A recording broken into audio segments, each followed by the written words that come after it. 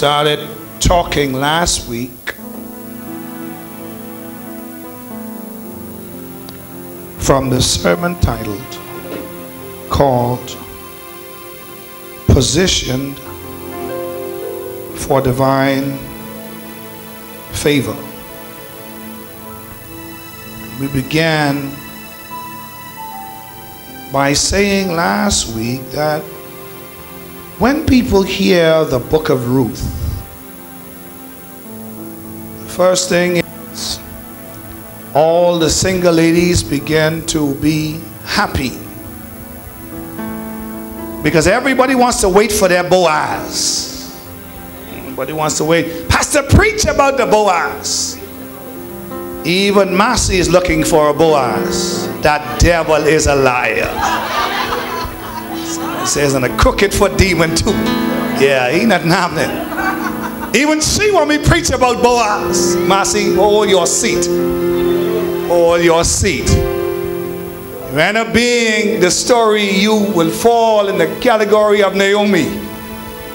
In your winter years. Get it right. Get it right. And so they want to preach, Pastor.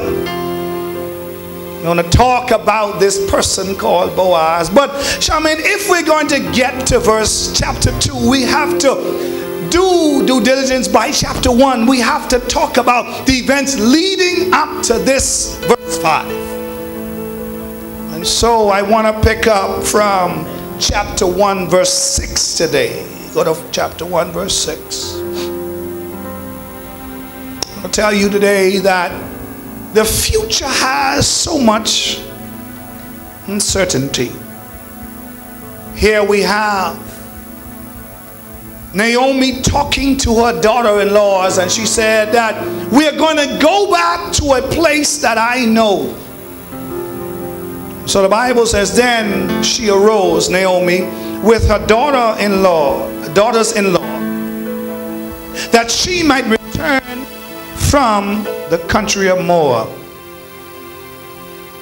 For she had heard in the country of Moab how the Lord had visited his people in giving them bread.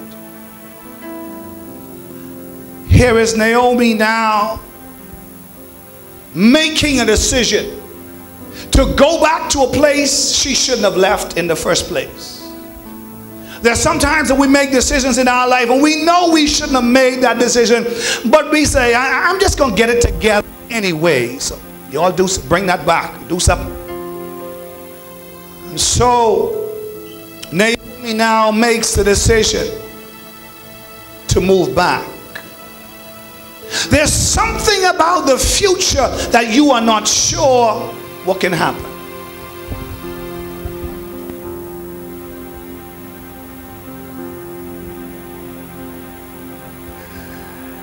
We can get it together eventually. Give me something more on it now. You say now the future is so uncertain. But the Lord told me to tell you today, as we begin to progress, there is a shift about to take place in your life, and it cannot happen in Moab. It cannot happen in a place of God's permissive will. You have to know that I am moving clear towards Bethlehem. There's something about making up in your mind, Kelly, that I got to go, have to leave. And so this one, Shine, you got to go for broke. You have to place everything. This, y'all can get it right now? Yeah, don't come back.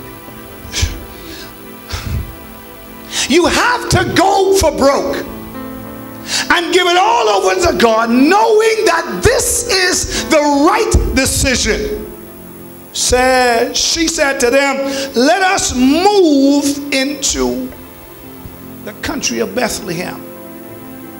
But before you could get to a position of divine favor, you have to get to a position where you can hear God. The Bible says that she heard that God was good to his people. Can I tell you today, God never stopped being good to his people. The reality of it is, sometimes we move away from the house of bread. Could I talk to you today? The reality of it is that God is always good to his people. David said, I was young and now I'm old, and I've never seen the righteous forsaken, nor his seed begging bread. He never said, I never saw the righteous down sometimes. I never saw them at their worst, but they never got to a place where God forsake them. But there are times that we move away from the house of bread to somewhere where the grass seems greener. Can I talk to you today? If you could just get to the place where you can hear God, if you can get to the position where you can hear what God is saying to you, you can make the right decisions for your family. There are times that we are so out of position, we can't even hear God. If you leave where we are right now in this local assembly and you begin to walk downstairs, you will still hear my voice. You will still hear what I'm saying to you. But as you continue to walk down the parking lot towards East Street, it begins to be a little bit more faint. It is not that I have stopped speaking. It is that you have started to move away. So if you have not heard God, what he's saying in your situation, could it be today I want to submit to you that maybe you have moved away from where God spoke to you? There is a place, the Bible says, there is a place right by me. Some of us have not been by God for a very long time. We are trying to fake it till we can make it. We're leading people to believe that we are right next to God, but we are making some of the same decisions people make who are not next to God. So our decisions will tell people where you are in your life. It says that Ahimelech left the house of bread. He left a place where God had provisions. So today I came to tell you, don't leave the house of bread for something looks greener on the opposite side. Sometimes we leave God's house, we leave God's presence for someone who looks handsome on the outside. I want to talk now to my single ladies, single men, those of you married and still ain't sure. I'm going to talk to you today. Sometimes we look at the grass is greener on the outside. Sometimes he looks good. Sometimes she looks good, but she's got some junk in the trunk. Could I say that in your church? He's got some junk in the trunk. He has some things, some issues, and when you get over to the pasture, you see that this person, she's just as crazy as they said she was, but it looked different from the house of bread. Because, Sister Thurston, you look good right there.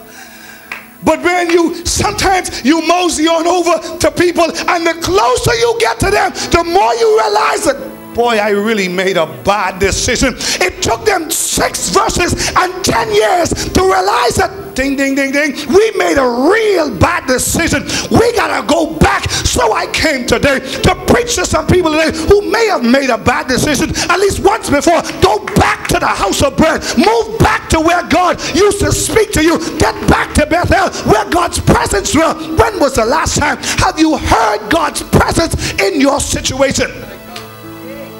Sometimes we get bitter like Naomi and we say, God has forsaken me, but God has never forsaken any of us. We forsake God.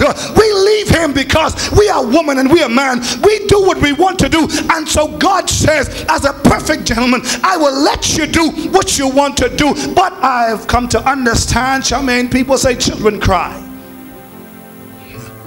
but yet they come home.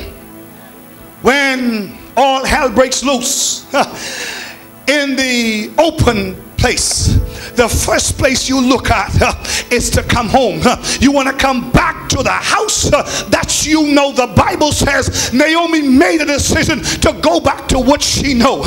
I dare you to give your neighbor a high five. Tell him, go back to what you know. Go back to where God's presence was. Go back to what you know. All of this stuff, we were in Moab.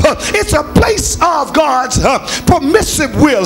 It's a place of God's, all kind of other gods. where you have to give up your God to settle with somebody else's God. Solomon, I believe it was, said, don't marry strange women, because when you marry strange women, when you get old, they will cause your heart to be turned from God. Little did Solomon know he would marry strange women, and it will cause his heart to be turned from God.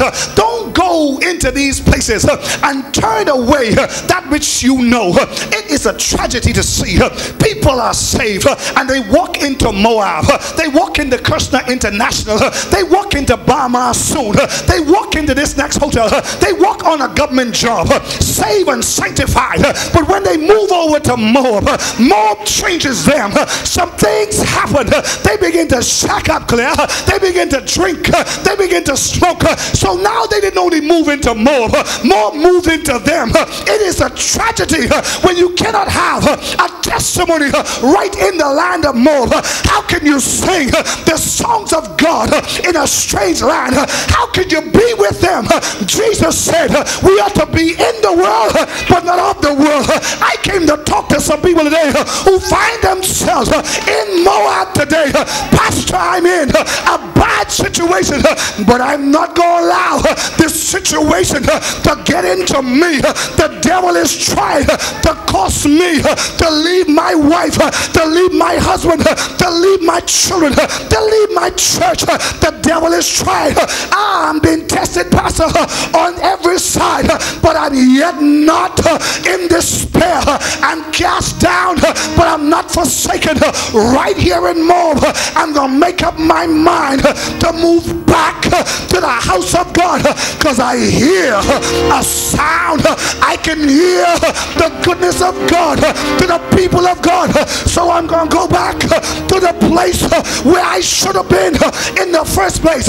I came to tell you, some of you got to get up out of Moab to move back to the house of God. I came today to preach to people to tell you, you got to make up your mind to let go the company you keep in.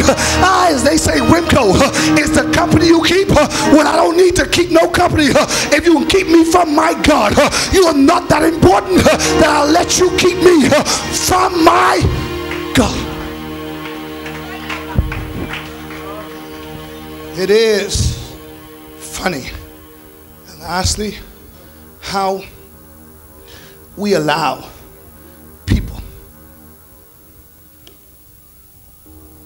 Then there's some of us that are smarter than Jesus. We are smarter than Jesus because I could live in Moab, I could party in Moab, but Moab don't have to be a part of me. And you're smarter than Jesus. So here's the verse for you. Matthew chapter 6 verse 24 says to you, no man can serve two masters. Either you will hate the one and love the other, or else you will hold on to the one and despise the other. What you saying, Pastor? If you are going to be for God, be for God. If God be God, serve him. And if Baal be Baal, then serve him. If you're running after money, then do that. But there are some of us that going for broke, Cheyenne. We're going to trust God. I have never been so low sometimes, but in my lowest state, all I say is, God, I'm making my way over to Bethlehem. It may be slow. Sometimes it feels like I'm crawling. Sometimes it feels like I barely moving. But every now and again, when I was a child, I remembered we used to pick up garbage on a long road, and it seemed, James, like we wasn't going nowhere. But there was an old woman, she probably dead now. She said to me, because she always knew I was handsome, let's put that in there. And she said to me, she said, Arthur, every now and again, when you feel that you're not moving, Shaman, all you got to do is. Every now and again, when you feel like you ain't moving, I may be crawling now, but I'm going towards Bethlehem. So I ain't where I used to be. I used to be in Moab, and there are some of us. Can I preach to the people who'll be honest? When we were in Moab, we did some stuff. Yes, sir.